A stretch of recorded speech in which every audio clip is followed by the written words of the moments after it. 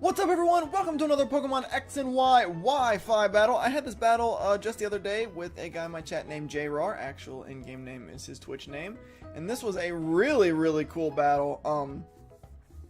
This is the team I'm using now has been a team that I've been using for the past few days. It's worked out really well. In fact, I think I only lost once with it so far. And that was when I my stream crashed and I stopped paying attention to it.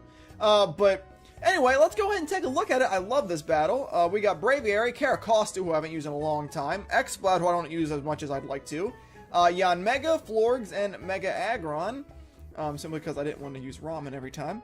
And my opponent has Mew, Weezing, Zebstrika, Poliwrath, Snorlax, and Zoroark. So, you know, Zoroark's sitting there. Obviously, I'm going to have to go ahead and pay attention to that. So, I decided to lead my easy lead this time, which would be Braviary, Scarfed. He's going to outspeed everything on his team, unless he's got like a Scarfed Rook or Mew or something, or Zebstrika, I guess. And I can U-turn out if I don't like the matchup. So he leads with Pinkie Pie, the Mew. Figured that could either be Mew or Zoroark. Either way, he's weak to U-turn, so I'll go ahead and do that. He does switch though, and he switches into the best possible thing for me, which is Weezing. Now I'm about to tell you why this is the best possible thing for me. I'm going to go and get that U-turn off. And I can bring in X-Sprout. Weezing is a physical wall, cannot take a special hit. I am faster than him, and nothing on his team is going to be able to take a Boom Burst very well. Best, probably Snorlax, who wouldn't outspeed me, probably, and would take, he'd be a 2-hit fodder. So, right off the bat, I get almost an automatic kill here. There's not much he can do. And I'm going to Boom Burst. This was a huge play. Weezing is a great physical wall. And access to like Will-O-Wisp and stuff, and he didn't do anything in that battle at all, so that's cool. So he brings in Mew here, and I was thinking, well, I can live basically any attack, I think, but turns out he's carrying Focus Blast. Now, that should have been a message right there, as I get one shot. If it was an actual Mew, he'd be carrying Aura Sphere instead, but I didn't make the connection. This is obviously Zoroark, so I bring in Speed Freak, thinking I can live, you know, an attack from him and get a Bug Buzz off, but he uses Hidden Power. That I knew was Zoroark at that point, because why would Mew be carrying Hidden Power? He can always learn a better attack than the Hidden Power, since he can learn the attack. So I do live it though. I don't know if that was like Ice or Fire or something like that. It wasn't Rock, I would have died. But either way, I'm going to go ahead and get that Bug Buzz off, and that is going to one-shot Zoroark, revealing he is Zoroark, which I was already aware of after he used Hidden Power. Like I said, no reason for Mew to be using Hidden Power. He can literally learn anything. There's always going to be a better option than Hidden Power. Anyway, he's going to bring in Lightning here. Now, I made a misplay here. Zebstrika, mine is physical, and he's got better physical offense than special, but he's actually a better special set due to his move pool. But I was ready for a physical attack, so I switched in Aggron here, and that was a bad play, because he's going to use Volt Switch. Aggron's got no special defense, and he's going to be nearly dismantled by that. It does over half, which is unfortunate. That's a cripple to my physical wall after I crippled his. So now he's going to bring in Mew here. This is the actual Mew, obviously, and now I'm scared of, like, Aura Sphere and stuff, so I'm going to get out of there. I don't want to die. So I'm going to switch into Florgs here to take whatever he's going to do, and he's going to go with Stealth Rock, so support Mew. Mew is good at anything, obviously. He can do absolutely anything. So support Mew's fine. He's going to use Thunder Wave after that, which is more obnoxious than anything else. Obviously, it doesn't really hurt my speed that much. I'm going to go ahead and do a Moonblast. Unfortunately, though, he did sell the Stealth Rocks, and after taking that Hidden Power on Yanmega, he doesn't have near enough. He is a Defogger set. But anyway, Mew's going to use Explosion, so I was like, damn, screw that. And worse than that, I was half debating Protect there, but I was afraid maybe he was going to set up more stuff, because I figured he might be out of support moves. But, you know, what are you going to do? So he explodes. I've lost my special wall. He's lost his physical wall, so we're both kind of in the same boat at this point. But I didn't get rid of Mew, so that's not bad. So he's going to bring in Lightning in here again. Now, this became the biggest part of the match here. I needed Braviary so bad. So I actually used the Stealth Rocks to my advantage at this point.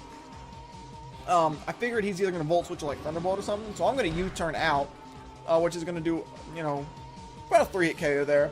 And I can use the Stealth Rocks to ensure he can't get off a Volt Switch by switching into my Yanmega, who's obviously going to die to the Stealth Rocks. He takes 50%. He's got 19 HP. There's no way. So he's going to go down. He didn't go for Volt Switch here. Turns out he went for Thunderbolt, but it was a good play just in case he tried to switch out. So now I can bring in Braviary, who I finally switched his normal attack. He's no longer carrying Crush Claw. Good job, Chris. He's carrying Return, which is a much better option, obviously. And I can take down his Zebstrika with ease, which is good. So now at this point, it's like a 3-on-2. He's going to bring a Snorlax here. I know I can't one-hit him, and I don't want to die to like a body slam or something. So I'm going to switch into Aggron. Now, I think he must have predicted a switch into either Aggron or Caracosta, because he didn't go for body slam. He went for Crunch here, which is the much better play. It's still going to hurt Braviary pretty hard, and, you know, there's no reason for him to go for body slam and risk me switching into Aggron. So, I'm going to Mega here after that living. Now, I'm going to fire up a Thunder Wave because my Mega Aggron is kind of geared as a Paraflincher with Thunder Wave and Iron Head. Stealth Rock support and then Head Smash for when he's not Mega. Get that Thunder Wave. He does get the fully paralyzed here. In the long run, that didn't really matter a whole lot. You'll see why. So this is what mattered. I go for Iron Head here, and I get the crit. Which was huge. He gets the flinch. He is in a paraflinch mode. And again, that didn't matter a whole lot either, the flinching, but the crit meant a crap load. So at this point, he doesn't want to get paraflinched to death and then have nothing for Braviary. So he's going to bring in Poliwrath here as I go for Iron Head. Iron Head's going to do all the like 10%. Poliwrath really bulky. I'm not invested in attack either, so at this point, he's going to go for Waterfall. I actually thought I might live that, and it turns out I did, I think, with 9 HP, not bad. Went for Head Smash, why not, whatever. Didn't really matter. It does about the same amount, thanks to no stab, still resisted. And I'm going to go ahead and go down to the recoil, which isn't that big a deal, really. So now I can bring in Braviary. This is what I had to do. I knew I could kill this Poliwrath. I knew Snorlax was at too low HP, and here's why that crit meant so much. He's actually going to switch out, which is his best possible play, because he's going to try to kill me on recoil, because he knows the Brave Bird is coming. So I go for that Brave Bird. All I have to do at this point, I know if I live recoil, it's the game, and I get the kill, which I knew I would. So Snorlax is going down, and the recoil racks up to 8. That's where I got the 8 from. So I live it barely. Poliwrath doesn't have any access to priority moves, so I know there's nothing he can do. And I'm going to go ahead and I'm going to take him down with the Brave Bird. I'm going to kill myself on the recoil, but that's okay because I've got Caracosta sitting in the back completely unused, and that's going to make the game an incredibly close 1-0 in my favor.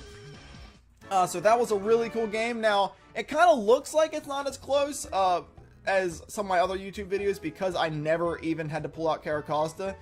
The difference is this, really. If I would have died to recoil on Snorlax, I lost. I'm pretty sure I lost because my Caracosta runs Waterfall, Aqua Jet, and Rock Slide along with Shell Smash of his attacking moves. Obviously, Poliwrath bulky, and will live all that, plus can hit me with, I don't know what kind of set he was carrying, but he could have had, like, Brick Break or something. Poliwrath makes a really good sub-punch, substitute focus punch set, which would more or less one-hit me, and I couldn't break his sub, so in a one-on-one situation, I don't think Caracosta, unless I got, like, a Shell Smash off, and then maybe got a flinch with Waterfall, maybe at that point, but it was very unlikely that my Caracosta was going to be able to beat that Poliwrath in a one-on-one situation, so I absolutely had to live that recoil.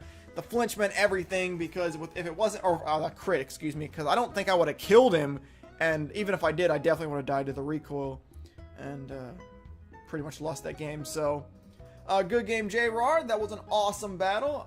My new team, as I said, working really well, and it was a good battle there. So thank you guys for taking the time out of your day to watch my video. I really appreciate it. Make sure you hit that like if you enjoyed the battle. Make sure you subscribe to the channel if you haven't done that yet. And if you guys haven't checked out my live stream yet, make sure you check me out over at www.twitch.tv/xchrisgravane. I stream 6 days a week, Sunday through Friday, 1 o'clock to 7 o'clock Eastern Standard Time. It's a great time. You guys should check it out if you haven't had a chance to yet. But that's going to be it for me, you guys. I will see you guys in the next video.